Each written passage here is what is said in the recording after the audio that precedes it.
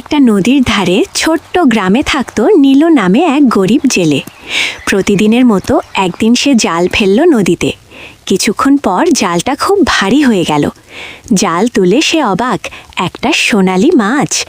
আর সেই মাছটাই কথা বলল, আমাকে ছেড়ে দাও, আমি তোমাকে 3টি বর দেব। নীলু দয়া করে মাছটাকে ছেড়ে দিল। বাড়ি ফিরে সব শুনে তার স্ত্রী বলল, প্রথমে একটা বড় প্রাসাদ চাই।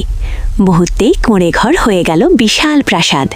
তারপর সে চাইল অগাধ ধন সম্পদ, সেটাও পেয়ে গেল। কিন্তু লোভ থামল না।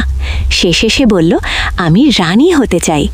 হঠাৎ সব অন্ধকার, প্রাসাদ, ধন সব কিছু মিলিয়ে গেল। কাঁদতে কাঁদতে নীলু মাছটাকে ডাকল, আমাকে আগের মতো করে দাও। মাছটি সব ফিরিয়ে দিল আর বলল, যা আছে তাতেই সুখী থাকতে শেখো। শিক্ষা, যা আছে তাতে সন্তুষ্ট থাকতে শেখে, তবেই সঠিককারী সুখ পাওয়া যায়। তবুও কেউ লাইক, শেয়ার, কমেন্ট করো না।